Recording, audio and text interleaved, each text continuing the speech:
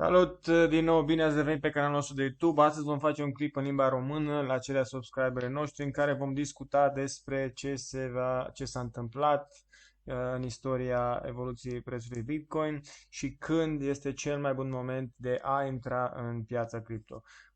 Cu albastru aveți momentele halvingului marcate. Mulți analiști spun că cel mai bun moment ar fi să cumpărăm cu 6 luni înainte de halving și să vindem la 18 luni după. Însă am făcut un studiu și ne-am uitat peste istoricul prețului, de aceea studiul pe care vrem să vi-l arătăm și vouă astăzi.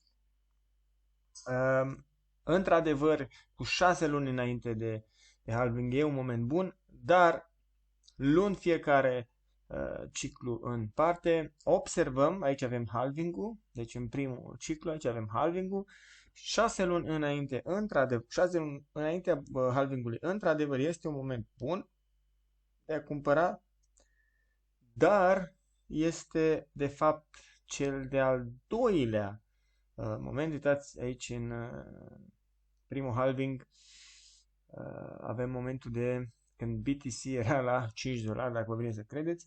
Însă, uitându-ne înapoi, cel mai bun moment a fost cu aproximativ 12 luni înaintea halvingului, când BTC a fost undeva la 2 dolari. Iar în momentul acesta, în care ne aflăm astăzi, cu 6 luni înaintea halvingului, în primul ciclu, prețul a fost unul foarte ok. Deci, în realitate, cel mai bun moment de a intra în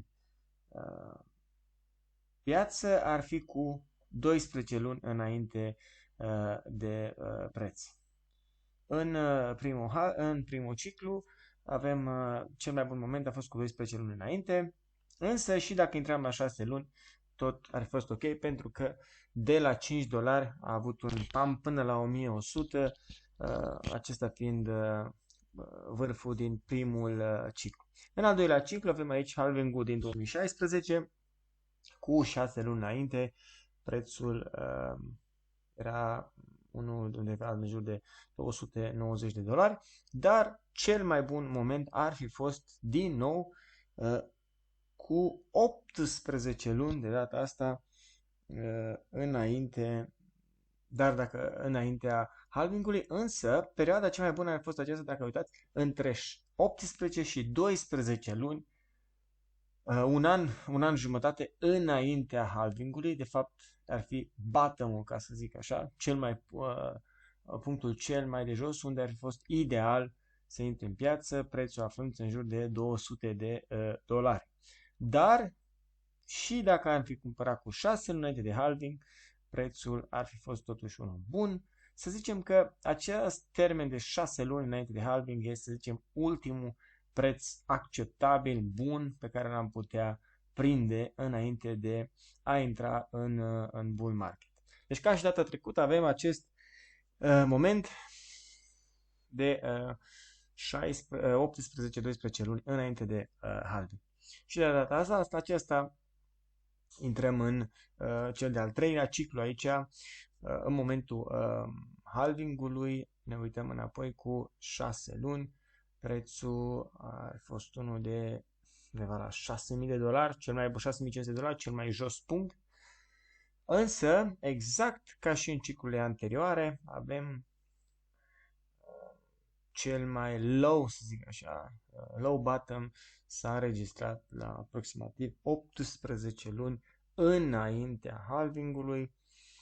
Deci, cu alte cuvinte, aici am putut cumpăra undeva în jur de 3.000 de dolari, dar și dacă am fi cumpărat cu 6 luni înainte de halving, am fi prins un preț de 6.000 de dolari, ținând cont 6.500 de dolari, ținând cont că în bull marketul din 2021, care a urmat halvingului din 2020, indiferent unde ar fi cumpărat în această perioadă pre-halving, chiar dacă nu reușeam n-am fi cumpărat la 3.000 și dacă cumpăram la 6.000, am făcut lejer un 10x. Acum, noi ne aflăm în cel de-al patrulea ciclu. Halving-ul va fi în aprilie 2024. Halving-ului. Ca și în ciclurile precedente, am avut din nou în decembrie 2024 22 noiembrie-decembrie, acest low bottom de $15.000 și dacă ne uităm pe evoluția prețului, este destul de asemănătoare cu cea din celelalte cicluri, deci de la 15.000 de data aceasta prețul e undeva în jur de 30 de momentul de față, ceea ce ne arată încă o dată o similitudine referitoare cu la celălalt ciclu de la 3 la 6.000. Ideea ar fi că următoarea lună, teoretic vorbind, ar trebui să avem cel mai bun punct de intrare din acest moment, deoarece suntem la doar 7 luni de halving. Acestea fiind spuse, în concluzie, analiza noastră spune destul de clar că cel mai bun punct de intrare ar fi 18 luni, aproximativ 18 luni înainte halvingului, dar și dacă am fi intrat cu 6 luni înainte de halving, am fi făcut lejer profituri considerabile. Așa că pentru cei care au ratat bottom-ul și din acest ciclu, cel de decembrie anul trecut, când BTC a fost la 15.000, încă nu este târziu. În concluzie, dacă veți intra în noiembrie anul acesta, cu siguranță veți prinde un preț bun, iar următorul bull market ar trebui să aducă câștiguri însemnate. Acestea fiind spuse, pe data viitoare rămâneți în cripto.